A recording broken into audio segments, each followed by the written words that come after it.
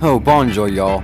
So today isn't gonna be like one of my normal videos that I usually do. I wanted to do a segment. Oh, wait, just let me get this down. So in this video, I'm aiming to make a documentary of the lifestyle of a Mississippi riverboat. I think that's what you call it, flatboat man who comes down from Kentucky carrying produce to New Orleans.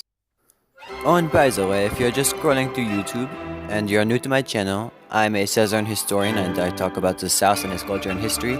Today I'm doing a segment on Mississippi riverboatmen. Some of y'all may not even know what that is. Telling this in the perspective of a French Creole of the Nouvelle-Orleans, these Americans, we call them Kentucks also because they come from areas like Kentucky, come down the Mississippi River to New Orleans with their farm and produce, and we Creoles do not like these barbaric, uncivilized savages. Swine. Kentuck Americans. These Kentucks were dubbed uncivilized and barbaric by the Creoles. The Creole looked at the American and saw a hog. The American called the Creole a peacock. Or worse, one eyed each other and gave up trying to understand each other. Now we're going to make believe I'm in Iowa and I'm going downriver to New Orleans.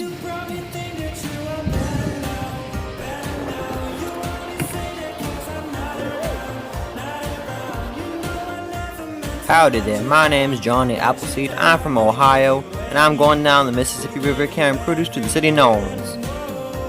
Oh, look at that, I'm already in St. Louis.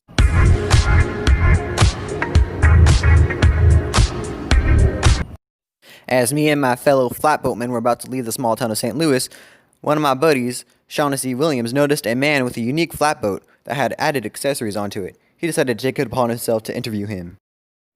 Yeah, here's the difference between, we got kayaks. Kayaks come from the Eskimos. He's got the canoe, that comes from the Native Americans. Now what he does is he bicycle. He takes it off, he pulls the bicycle up here from Roscoe, puts it in it, and kayaks back down, and he takes it back home on the bike. Pretty cool, huh? Very nice. So Shaughnessy Williams explained the difference that our floatboats were designed by Eskimos, whoever knows what that is, and this man's flatboat was designed by Native Indians. And he had some sort of device that allowed him to take his boat back upriver compared to breaking it down and just storing it in New Orleans. The man we met said he wanted to stay in St. Louis a little longer, so we proceeded downriver to New Orleans. As we passed the state of Tennessee and into the border of Arkansas and Mississippi, I realized that we officially made it into the South. And I noticed some poor unfortunate flatboatmen whose boat crashed. We watched as they drowned, but we couldn't do nothing about it. The current was much too strong.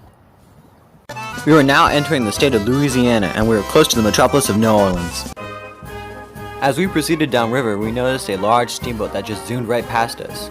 Steamboats were invented in the year 1812, and first they were few, but now the year 1820 they have doubled by the hundreds.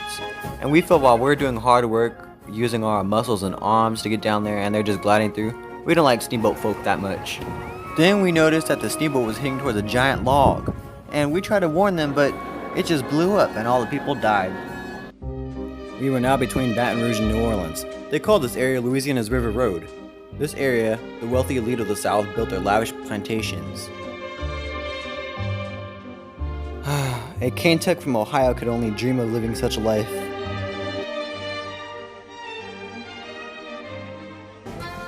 We had finally made it to the Queen City of the South, the Paris of America, La Nouvelle-Orleans.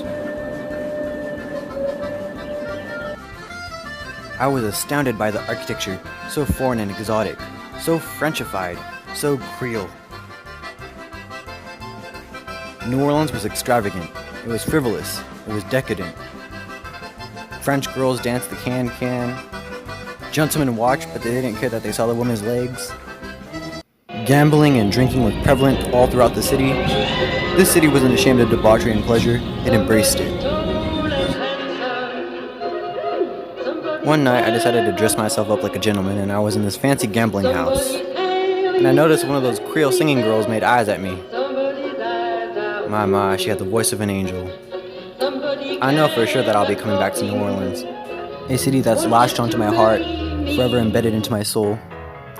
Now, it's come for this time for this Ohio flatboat man to leave this charming, aristocratic, elegant city. And even though I came all the way down from Ohio, all the way down to New Orleans, it was worth it. And as I pack, I must say that I surely will be back again. my beloved La Novelle Orleans.